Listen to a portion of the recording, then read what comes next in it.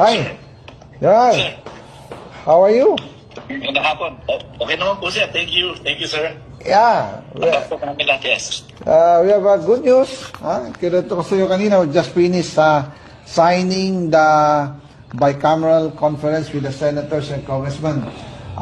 Pasok yung sinabi ko sa iyo when we meet last week, no, sa Misibis. Opo, sir. Okay, naipasok lahat, additional of 8 billion. Nauna yung 8 billion sa HGAB. Now, naipasok ulit namin another 8 billion.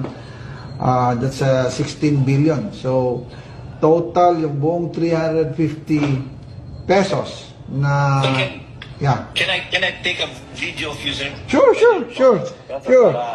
Yes, sir. I can show it to the staff, sir, as the personnel when I talk to them next on the 14th, on the Saturday, sir. Thank you. No Yes, sir. problem. Maganda yan malaman ng mga staff na we are taking care as per instruction by our speaker, instruction by the president.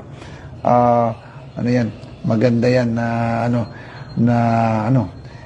malaman ikaw sa Solcom. You have to malaman ng mga troops natin. And actually, we'll see you on Friday. Are you coming sa Dadating ka ba sa Yes, Friday? sir. Oh, December 13. Yes, sir. Doon din ang formal natin. Oh.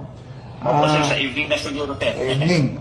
Kung dadating si speaker.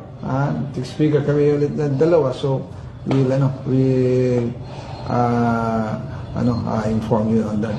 So, hopefully, ma-approve ngayon sa plenary for ratification yung pinirma ng BICAM. Sa Senate, they will also approve it also this afternoon.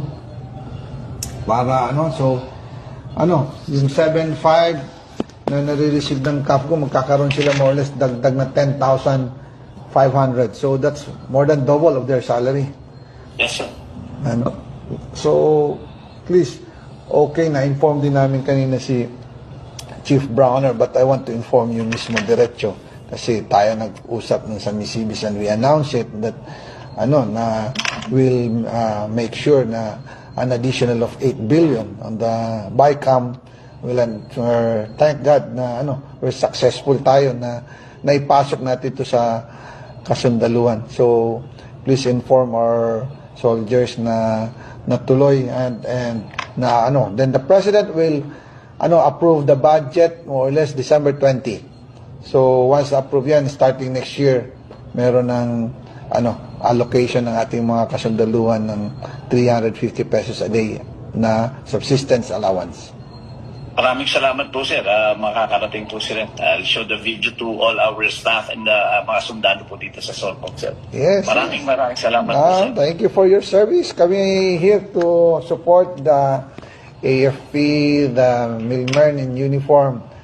So, yung mga black propaganda dyan na we are close with the left, hindi totoo yan. Gawa-gawa nila yan para lang, alam mo na, yung mga budol-budol dyan.